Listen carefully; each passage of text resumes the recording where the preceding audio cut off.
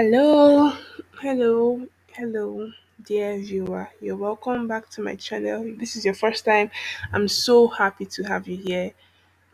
This is basically we are basically on the JavaScript series, and this is like the 110th lesson.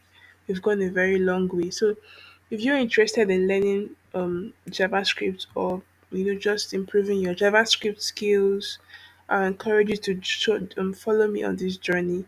You could go ahead and watch the previous lessons. There are lots of them, but they're very short and straight to the point. Right, so let's get right into this lesson. The title of this lesson is Use Multiple Conditional Ternary Operator. Alright, so in the previous lesson, we talked about the ternary operator, how simple it is, and how you can easily replace an if else block or an if else statement with the ternary operator. So, and it goes beyond that, you could have multiple ternary operators, right? Just the same way you can have if else, like a lot of chained if else statements. So let's go ahead and see how this works.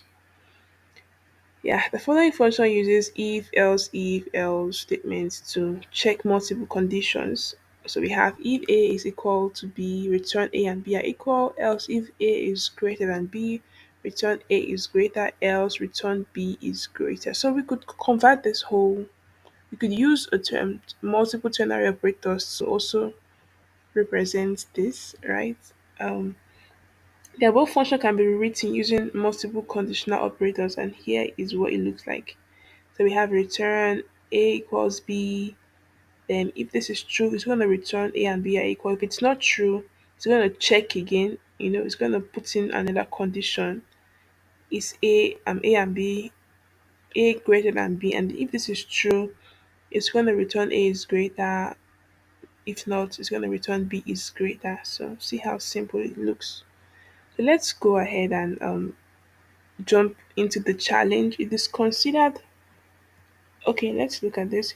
It is considered best practice to format multiple conditional operators such that each condition is on a separate line as shown above. Okay. Using conditional operators without the proper indentation may make your code hard to read. So for readability purposes, it's best to put every condition on a separate line, not just putting everything on one line. Alright, so this is kind of hard to understand. So instead do this for readability purposes, especially if someone else is going to be reading your code. And even if no one else is reading your code, still do it. Okay, in the check sign function, use multiple conditional operators following the recommended format using find greater or equal. So this is the format that is recommended.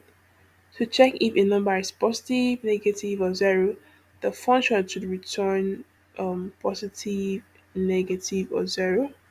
So let's start with the first one. Return um, a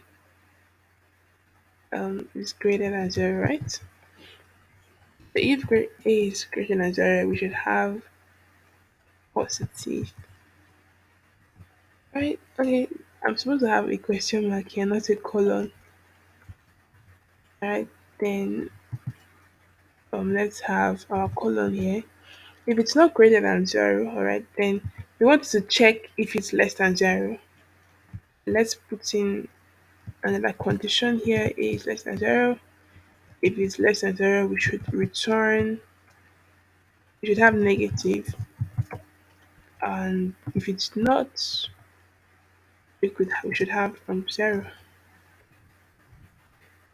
All right. So this is how simple this is. Let me console.log this. Oh, where did I get A from? Okay, I'm supposed to have num here, not A.